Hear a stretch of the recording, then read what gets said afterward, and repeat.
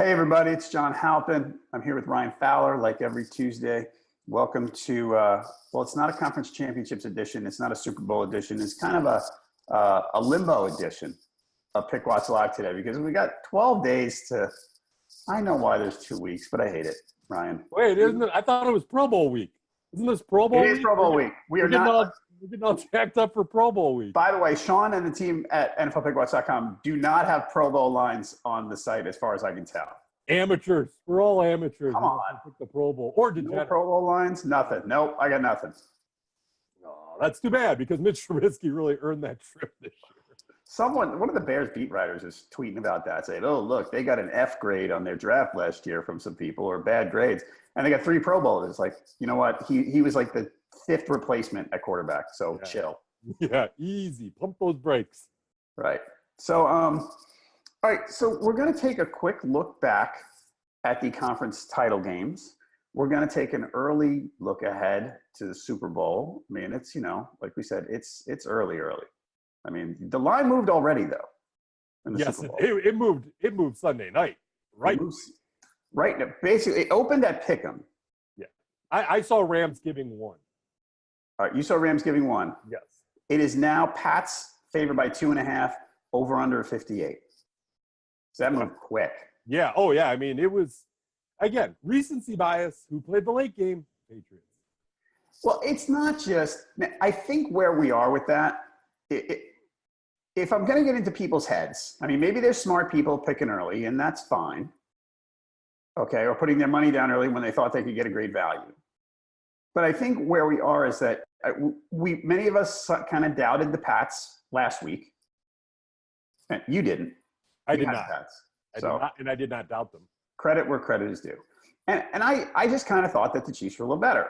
But I think where people may be netting out here is that, oh, well, if they won that one, I mean, now they're rolling. Now they're back. Terrible. Now they're set. So, I don't know. Just to recap the picks, you were 2-0 against the spread. You are now tied for 6th overall in the against the spread standings for the season. This is an impressive effort. I want to give you credit. You've been great all year. It has been consistent. I will say I look back around week 16, week 15 to see where the ebbs and flows were. And it was, I mean, I had some nightmare weeks there, like 4 and 5. But again, we talk about this on a regular basis, John. It's like playing out the game in your head. I mean, this past weekend, those games went exactly how I thought they would. I mean, yeah. Like that was what is exactly was in my head. And I did some other segments for other outlets. And the analysis I had was exactly what happened, which again, every now and then a squirrel finds a nut. But when that play, like I felt like Tony Romo for a second. I felt like I was Tony Romo 3 days before the game play, not while the play was happening, which is another discussion and really scary how well he's doing that. But yeah, it was. I'm going to take 6th place because again, people, such a fun job. Yes, it's a fun job. There is the analysis side, which for not every mom and pop around the country is a lot of fun. But the analysis part is what I enjoy and trying to chop it up and look at the different layers of the onion. And for these 2 teams in the Super Bowl, there's a lot of layers to the onion. Yep. All right. To recap the standings, Josh was 0-2 against the spread. He's now 21st overall. I was 1-1. I'm 27th. I had the Rams, but I had the Chiefs. Top of the leaderboard. We are down because there's 1 game left. People can't gain any ground, really. Jamie Eisenberg from CBS Sports and Ben Volen from the Boston Globe are going to battle it out to the top. We'll see if because with ties and everything, let me see where they are right now. So Jamie's 143 and 116. Ben Volen's 142 and 115. So whoever wins this game is the king of the hill for the year. Mike Clay's in 3rd place. He dropped off after last week. He's got the Rams already, by the way. Otherwise, the straight up for the experts, Elliot Harrison from NFL Network has clinched, so no one can beat him. As far as the fans, Imidre, username IMMIDRE has clinched the straight up percentage win. There are 3 people, Drew Padu, Tao Deng, 123, and Bang One are tightly grouped for the against the spread. So congrats to everybody for having a great season. Imidre has been up there all year. Yeah, all year. Every week. I mean, I don't think he's slipped once. Done really well. So let's go back to what you were talking about. The MVP of the weekend was Tony Romo. Oh, absolutely. I mean, and here's the thing, and I had a discussion with one of my coworkers yesterday about this. What he has done to Jim Nance might just be as remarkable as him picking plays ahead of it, because Jim Nance, he's the Masters. He's hello, friends. He's stuffy. Tony Romo has brought down Jim Nance's stuffiness, where they ebb and flow off of each other. Jim Nance will even do a one-liner in there. That has made Jim Nance more enjoyable. It's probably rekindled his love of broadcasting, because the 1-2 punch of them, even though the giddiness of Tony Romo is almost a caricature of himself now, it's a breath of fresh air. I mean, we have everybody's got their own style, but there's a lot of stuffiness in broadcasting, a lot of vanilla commentary. And Tony Romo, the enjoyment he gets out of calling the game and just the moment is why I went into broadcasting. I think that's showing his true personality. I mean, obviously, a lot of people play a different character on TV, right? Tony Romo, that's probably who he is on the couch with his wife and kids when he's watching a game, and now you get to see it. And then on top of it, he tells us what's going to happen, and it happens. It's just a remarkable talent that he has, and I think we are getting a little hyperbole on it. Yeah, but it's deserved, because it's such a flip of the script of what we're accustomed to in broadcasting these days. And he just what happened on Sunday that everybody's talking about, which was basically calling out the plays for the Patriots mostly, which was great. This is what he does every game. He happened to have a great game doing that on Sunday. Yes. Like, he just nailed a lot more. I mean, more stuff than he usually does. I mean, he's good at that. He sees the field, and he explains, like you said, he explains it well, and he's fun. And he just happened to in a high-profile spot, he had the game of his life, basically, of his 2-year broadcasting career. Yeah, and Bruce Arians is also very good at it, but he mumbles, and you can't hear Bruce Arians. Bruce Arians, when he was in the booth with Greg Gumbel this year, he would call out different things, but he's not engaged with the audience. Yeah. He kind of mumbles. That's where having the personality that Romo has is such a breath of fresh air. Plus, the other thing that strikes me, and anybody who's on Twitter knows this, the negativity around whoever is calling a game is through the roof. I mean, the mercury meter has busted on people being critical of whoever's calling the game, bias, this and that. So for Romo to find this cushion of love, this cloud of love, it's incredible, because it's so contrarian to everything we see on social media, where everybody's like, I always go back and say, would people love Vince Scully if his career was starting today? Probably not, because probably not something to nitpick. And Vince Scully's one of the best storytellers of all time. So I love what is happening for Romo right now, because again, he got so much grief as an actual quarterback. It's nice to see this other side of him. And it's the other reason why a guy like Bill Cowher, who everybody thought was going back into coaching, has stayed in that studio, because he likes the comfort and he's able to do what he wants to do without a lot of the criticism. Yeah, I think there was a moment in the game, the Chargers-Pats game, where I think the Chargers scored to make it 41-20. And they went for 2. And Nance, like, all right, they're lining up, and they're going for 2. And you could hear the uncertainty, like you could hear the hamster running in his head, trying to figure it out. I don't mean that as a criticism. No, it's and Romo jumped right in, went, hey, Jim, why don't you tell us all why they're going for 2? Right. Yeah, just, you said, you can tell they get along pretty well. So he was busting Nance's chop. So, yeah, it's enjoyable. And I'm glad he's getting to call the Super Bowl. See, now here's the weird thing about this. Most years, unless my team is in the Super Bowl, I'm fine being at a Super Bowl party.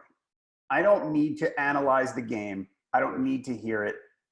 Whoever wins, it's like I'm watching it, but it's okay if I miss some details. I kind of want to listen to Romo now. Right. Like, he's changed the way I'm looking at this game. Yeah. You're at the 7-layer dip, but you want the volume up. Right. Yeah, I'm with you on that. So, I don't know. Maybe I'll hibernate in the house. We'll see. Now, did you see that Richard Deitch from The Athletic had a huge interview with Tony Romo? I haven't read it yet. No, and neither have I. But the one thing that struck me was, and you know this from when you and I worked together at Fox about word count. Why do I care that it's a 3,000-word interview when it's actually a transcribed interview? Because I don't care. I don't understand word count. Because Twitter's an echo chamber where media people talk to each other. Isn't it funny, though? 3,000 words. Well, I had a 3,500-word conversation with you over the next X amount of minutes. I'm going to transcribe it and put it up. Like, that's what I look at it as. I'm like, the things, there's a thing on Twitter, the young kids use it, weird flex, but okay, that's a weird flex. Why, I don't know. Little tangent, just throwing it out there. All right. Fair enough. All right, enough Tony Romo. I like Richard Deitch. That's the problem. I like him, but it's like, 3,000-word interview? What? I'm not transcribing our podcast and putting it anyway. Yeah, 3,000 words is not a lot if it's an interview. No, it's so funny. Let's get back to the games. Yes. So what we're going to do today, folks, our plan for the rest of the NFL season, Ryan and I are going to talk today. We're going to talk about the AFC, NFC championship games, what we may have learned from them. We're going to look ahead a little bit to the Super Bowl. And after today, we're going to be off until I think next Thursday night, Josh and I are going to get together. Instead of Friday morning, which we usually do, the Thursday night before the Super Bowl, which is January 31st, Josh and I are going to get together and we're going to preview the game and make our picks. And then that Super Bowl Sunday, normally I do the Facebook Pickwatch Live. I'll probably do it at 4 o'clock Eastern on Sunday. At that point, I don't know if we'll need to wait for any inactives at 5 o'clock because I think we're going to know well ahead of time if anyone's in danger of not playing. I was going to say Ben Watson was the guy coming into this week, but the Saints lost, so forget that. So that's the plan for leading up to the Super Bowl. Let's get to Rams Saints. Do we have to talk about the pass interference? Is it like a national law now that we have to talk about it? Yeah, I mean, it was a terrible call, and that's kind of where I'd be getting in. It was a missed call. The league admitted it, so right. Sorry. I mean, what it is. There's a lot of missed calls. You say throughout the season stuff happens, and that was the stuff happening at the worst time possible. And it was an awful call, like 99th percentile bad call. With two refs looking at it too, right on the sideline. It's tough. Again, there's the trickle down effect of other decisions made that has been analyzed and picked apart. It was the wrong call.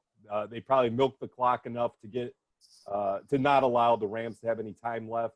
They would have won, and the Rams would have covered, which would have been the perfect scenario for myself, straight up. But yeah, that's tough. And then again, the throwing on first down to Thomas on the slant made me irrationally angry.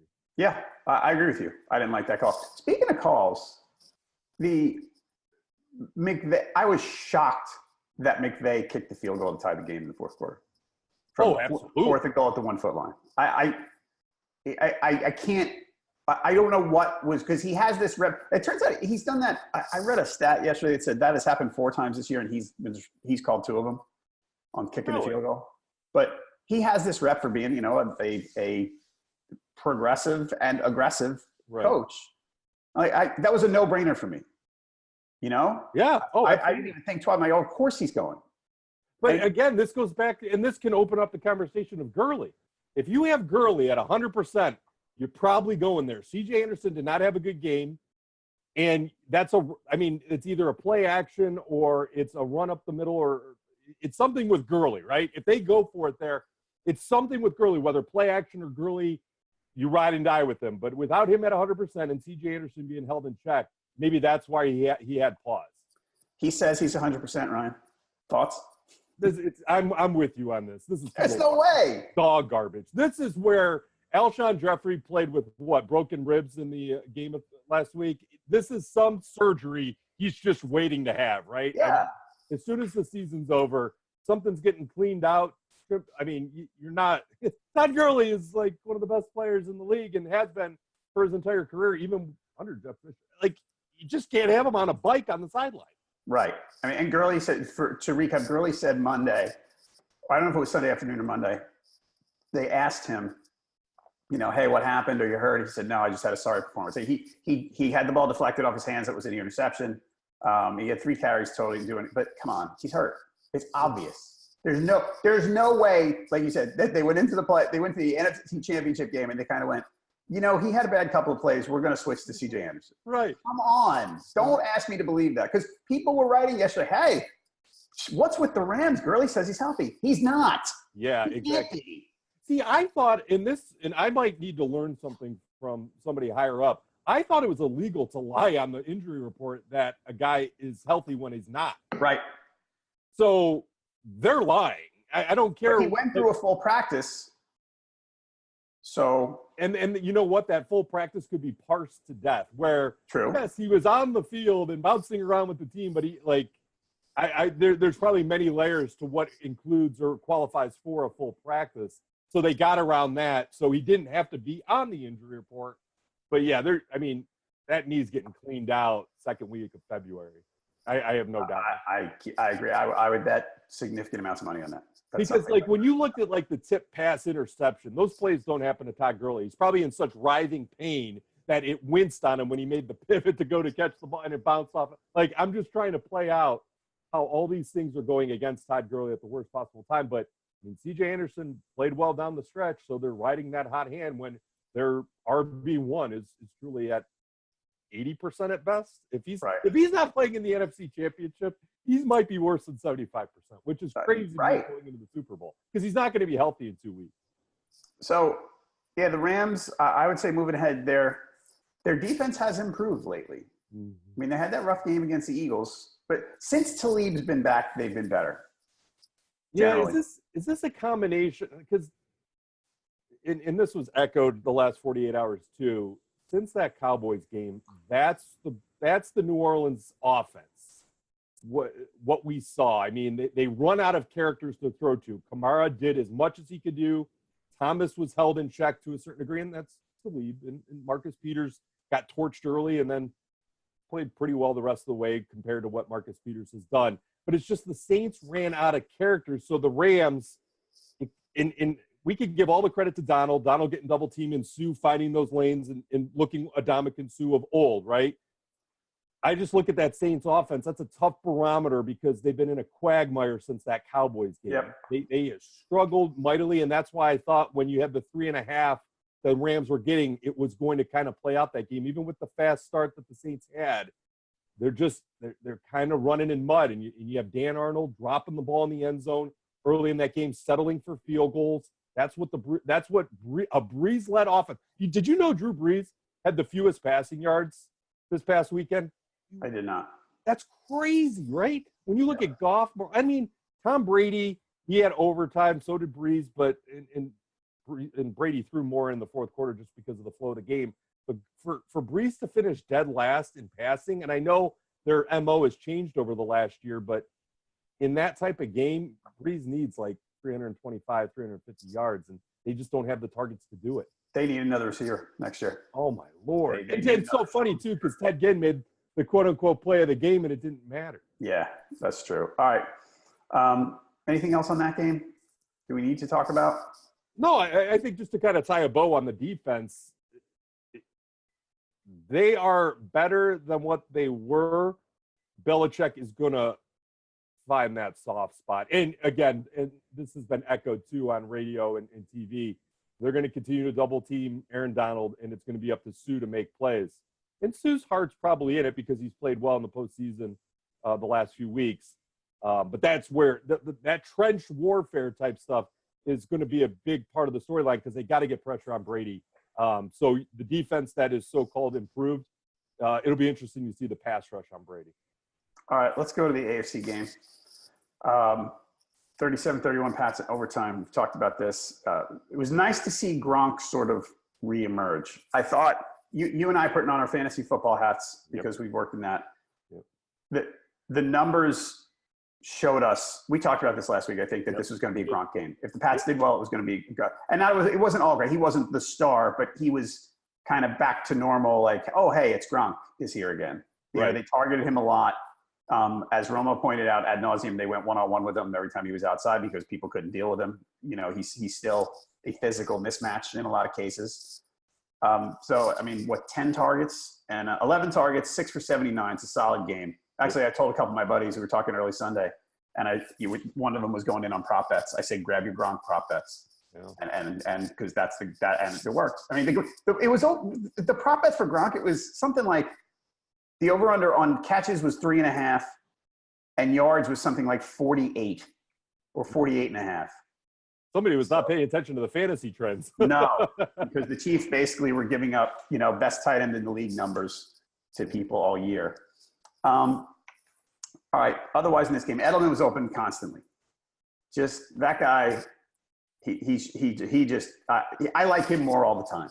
Yeah. And this is not news of who he is. It's just, you find, and again, this was Romo barking it out, but over the middle, they couldn't cut. He's always open somehow. If he plays a team that plays zone, he kills them, and everybody does. So he just, he finds the seam, he finds the space, and he always gets open for Brady. Always, always, always. Yep.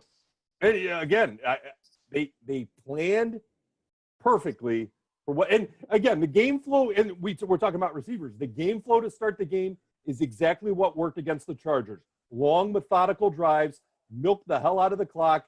Sony Michel replaced James White this week, where they ran it instead of quick hits to James White and run, where he had 6 receptions in like 2 minutes against the Chargers. This time it was Sony Michel, control the clock, keep the ball out of Patrick Mahomes. I mean, they ran it to a T, because the big thing that I took away from that game, and Mahomes, we watch enough Mahomes this year to know he will get out of trouble more times than not.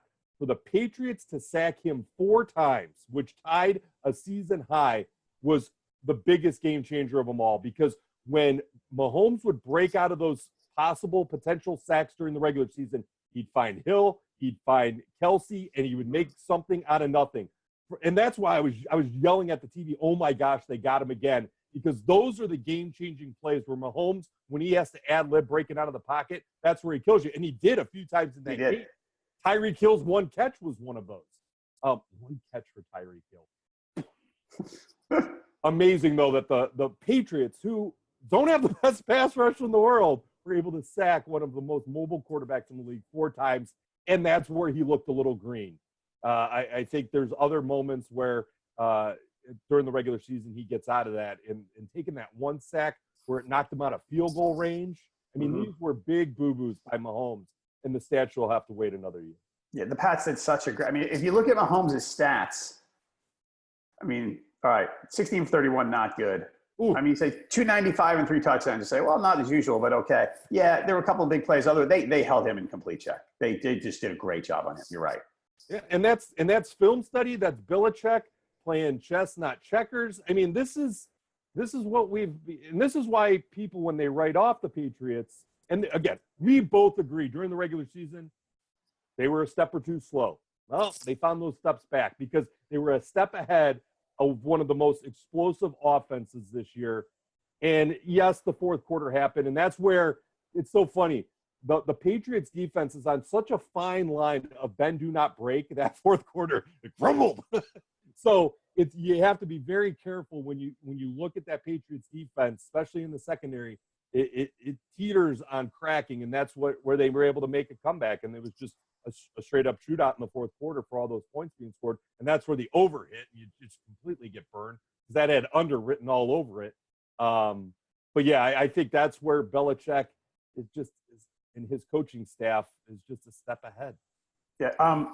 Other thing in this game, I mean, look, it's obvious. Oh, I got autoplay video going. Hold on, Ryan. Oh, because it's terrible since the redesign. Control the clock is obvious for anyone. You can win on time possession. Hey, great, right? Good. Right. Both games they played against the Chiefs. The first game, the Pats had the ball for 36 minutes. This time they had it for 40. It was 43-20. What they did was, again, seems obvious that they want to keep Mahomes off the field, but they were so deliberate. You know, they ran a bunch. It was a 50-50 run pass split. I mean, Mahomes, Michelle ran 29 times. Right. I think Burkhead was 13 or White was 13. Burkhead was 12. Sorry, White was 6. I think they ran 94 plays or something. It was a lot. They did, yeah. But, and, you know, because basically they're like, all right, we're going to try to convert on third. We're going to run early. We're going to try to convert on third down. And they converted on every third down. They were able to, yeah. So they were able, I mean, part of keeping Mahomes in check was keeping him on the sideline. It was great. They were just, they were tremendous. They really were. Because that game turned into a shootout, but it was more of a dominant performance by the Patriots. Right. The Patriots were the better team. Yeah. And again, Brady did not have a good game up until some of the plays and throws he made late, which again, his arm and then the athleticism of Edelman and Gronk just being Gronk and having one-on-one, which he hasn't enjoyed most of his career, is a nice script flip based on Gronk had been a blocking tight end down the stretch. I mean, you go back and look at his game logs. That's not the Gronk that everybody was drafted in fantasy in the first or second round. Right.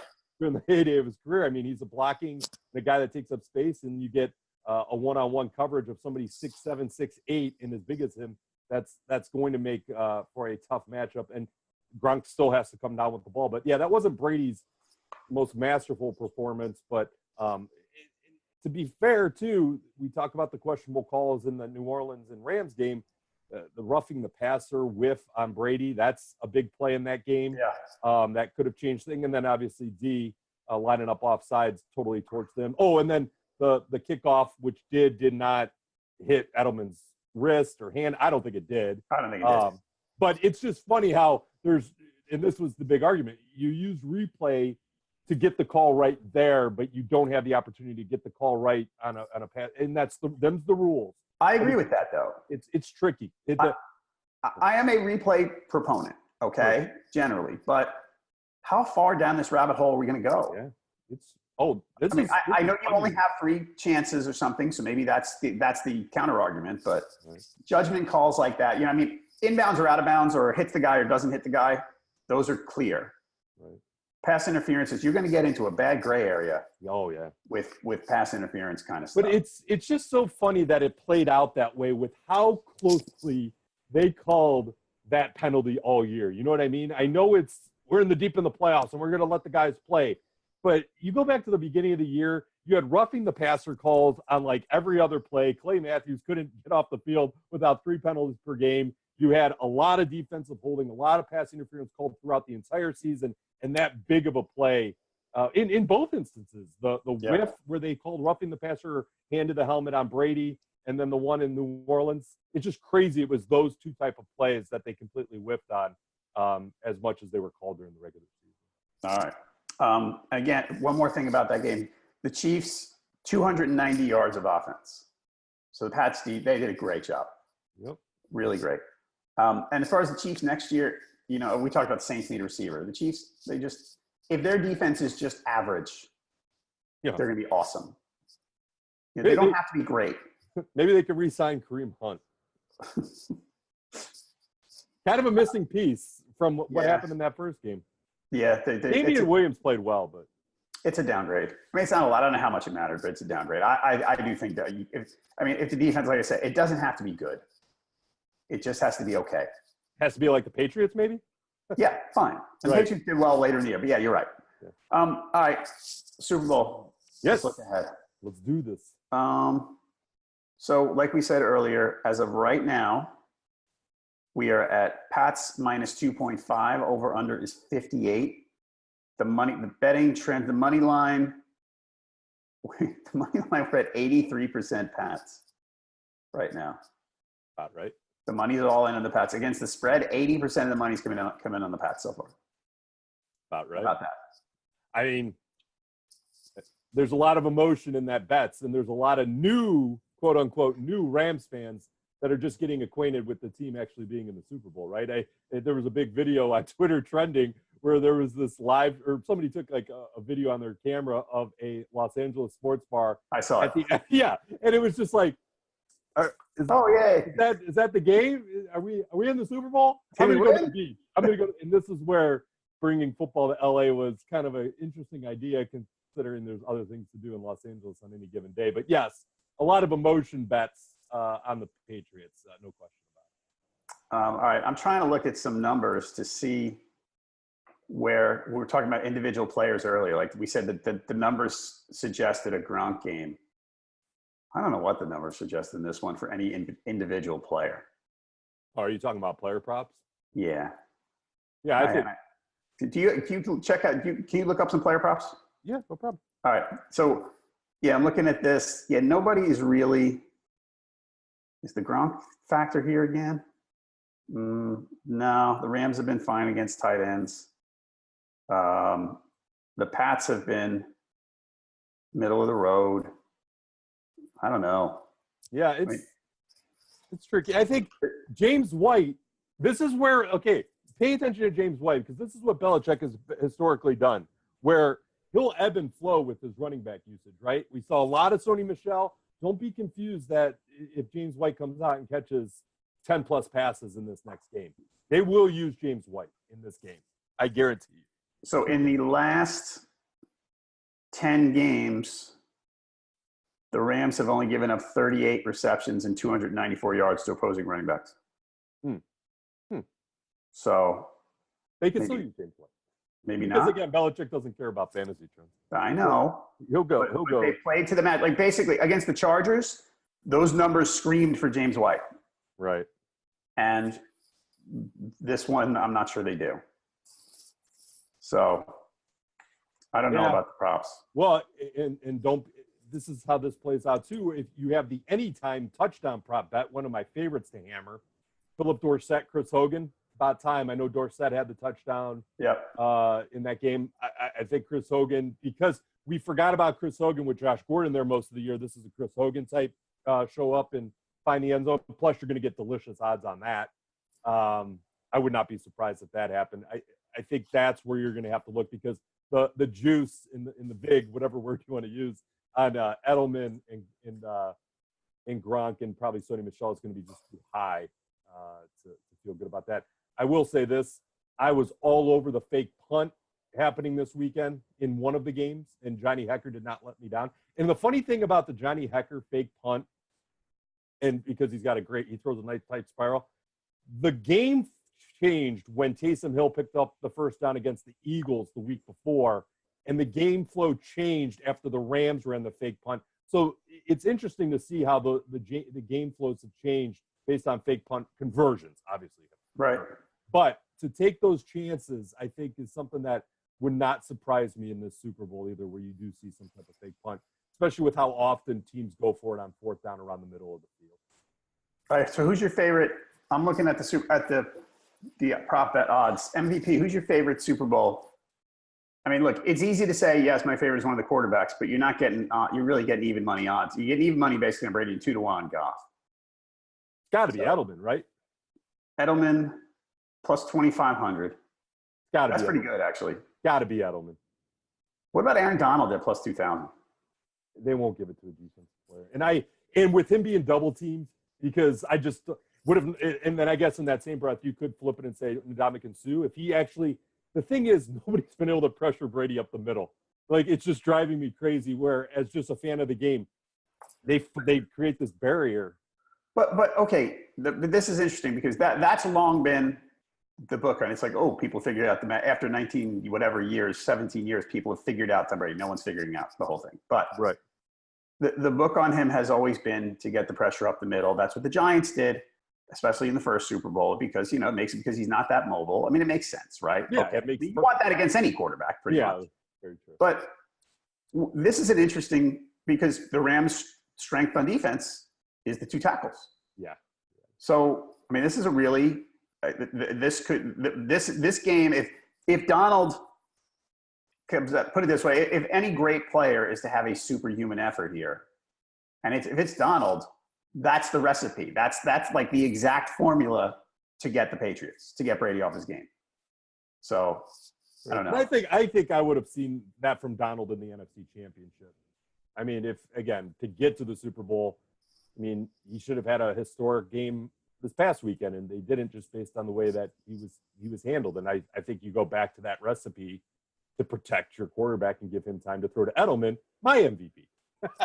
I really do think. I mean, it's just, he's going to get so many targets. He'll probably find the end zone just based on, I think, here's the other thing you have to consider. And this isn't statistical analysis. This is just knowing what we know, watching football as long as we've watched.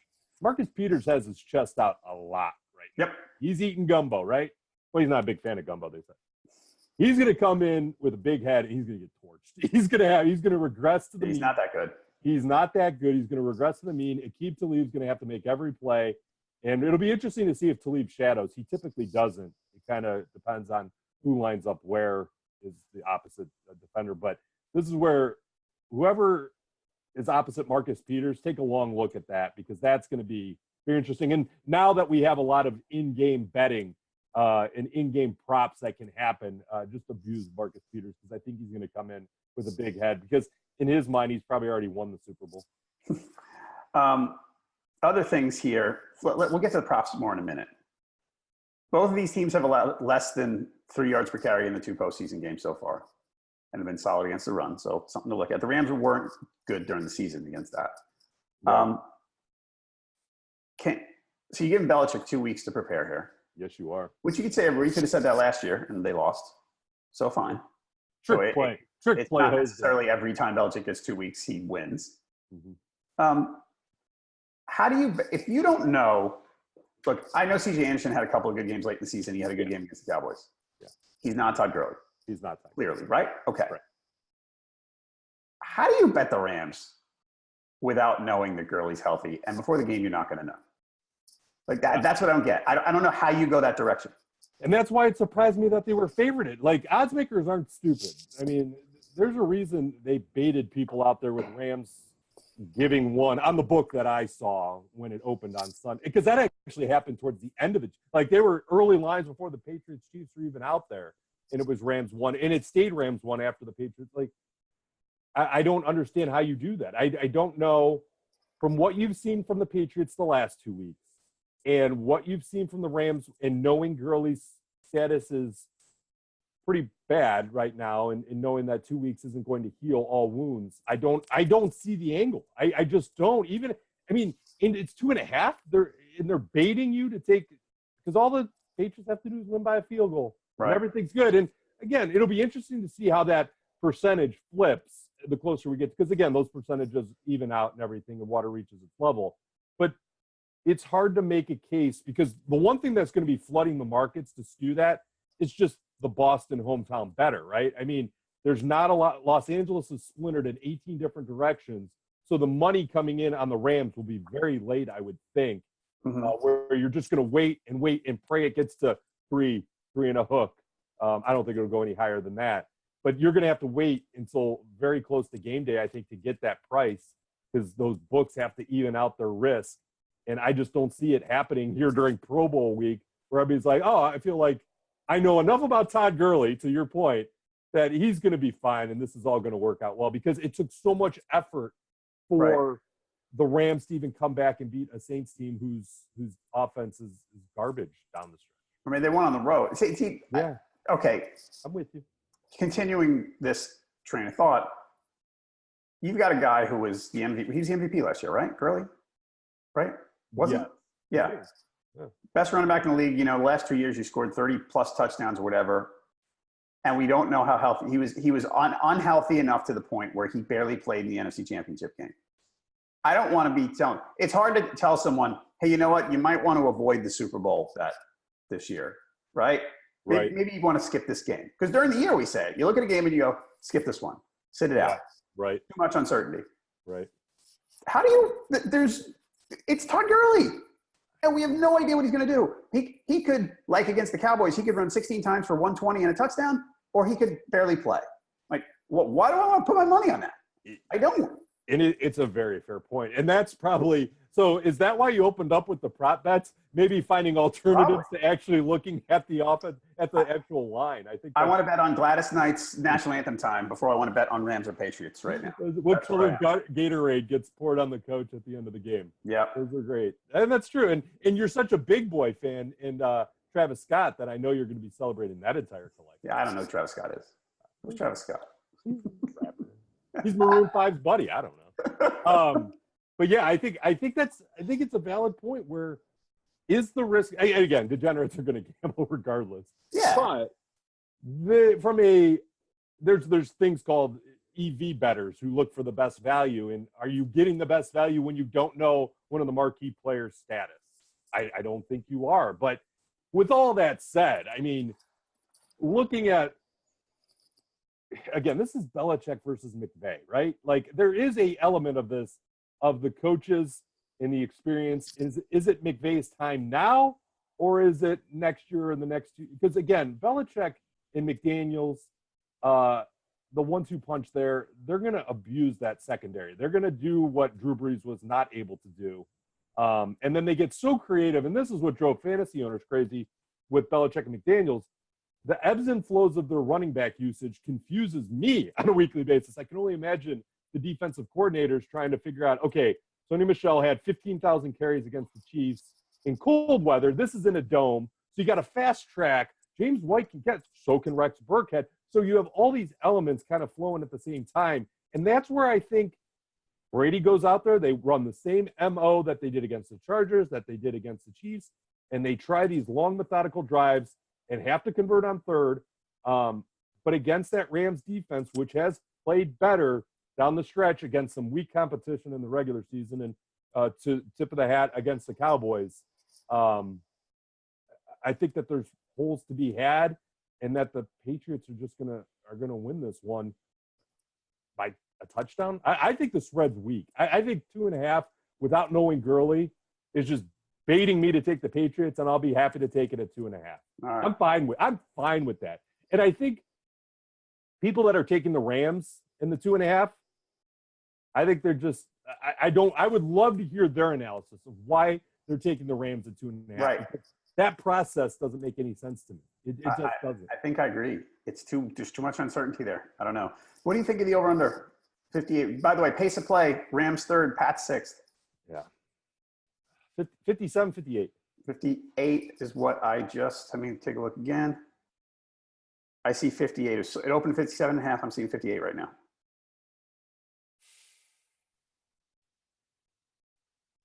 I'm going to take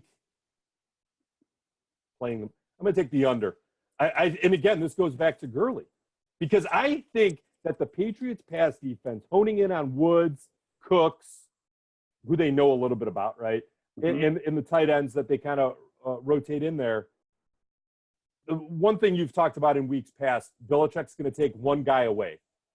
It's kind of hard to take one guy away when they kind of don't even know who their one guy is on offense. Right. So that's a benefit for the Patriots, because not one guy's going to beat them. So it kind of makes it they're just like, okay, everybody's going to kind of get it, and then we just have to kind of, are they going to spy Goff? Like, it's kind of, and this goes back to, this all reverts back to, what is Todd Gurley, right? I don't know if that over can hit without us knowing what Todd Gurley is, because if he does what he did in that Cowboys game, that over could hit, right? I mean, if they have Gurley, I just don't think he's going to, because if he would have had more production in the NFC Championship. I wonder how much they will blitz Goff, because Goff has so much trouble with that. His mobility is a lot weaker than Patrick Mahomes, who was just sacked 4 times in a game, which again is crazy to me. Like, it's crazy that they were able, because it's kind of like a joke where it's like, I saw the Patriots' first-round pick of 2 years ago, Derek Rivers, out of, I believe, Youngstown State, who had been injured his rookie year, and he got his first career sack, and it was celebrated like they had just won a playoff game, because the sacks were so few and far between this year. And then they go out and they find a way to chew up the Kansas City offensive line and get down a mobile quarterback. Yeah, it was in cold weather. This will be inside of a dome, but Jared Goff, he's not getting outside those numbers without Kyle Van Noy sacking him, right? Kyle Van Noy is a scary dude. He's kind of just a little underrated. But yeah, I think it's a fair point that the blitz is coming, and you might have some one-on-one coverage that Woods might beat, Cooks might beat, but can they do it consistently all game?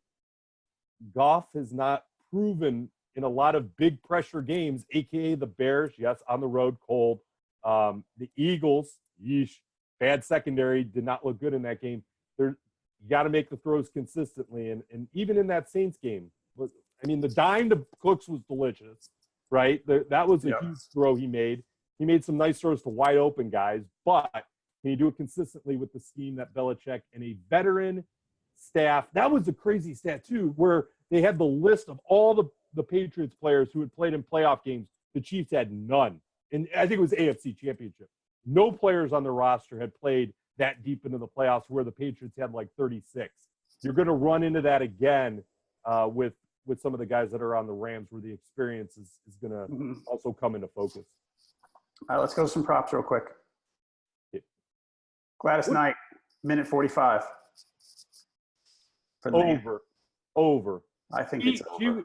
She was interviewed recently saying she and again, not to get political, but this is what it is. She wanted to take back the anthem and what it meant and really kind of deliver something. Don't take that. Again, we're now analyzing the national anthem, but when Gladys Knight comes out there and says she really wants to send a message, she's probably going to try and channel her inner Whitney Houston and really belt out a good one, and that's going to take some time.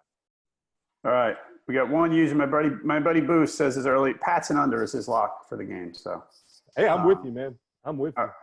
Otherwise, let's see. Will any player take a knee? Yes, plus 400. Anyway, by the way, Gladys Knight, over a minute 45 is minus 140. Under is even. So yeah, I'll take the juice. Let's see. Total Donald Trump tweets on February 3rd. Over 6 or under 6. You can get minus Super Bowl. About the Super Bowl or just in general? Just in general. Over. Will the Chick-fil-A franchise in Mercedes-Benz Stadium be open on Super Bowl Sunday? No Yes, chance. plus 575. No, minus 1100. I don't think they're going to open. They're not, because that's a religious-based decision. We're getting on weird topics, but these are the props. The reason they're closed is so people can go to church. That's the whole basis of their franchise. And the odds say that, the odds are you're getting great odds if you bet yes. There's no way they're going to open it. So what color Gatorade? I'm not entertaining that one. Oh, come on. Red. Red? You get plus 400 for red. I'll take it. Will there be a flea flicker attempt? Well, there was one. The Pats did one on Sunday night. Yeah, I thought they could have made that work on the inside the pylon. Will either team not punt during the game? Yes, plus 900. So if you guess that one of the teams will not punt, you can get paid 9-1. One of the teams or both teams? One or both. Not bad. That's not bad.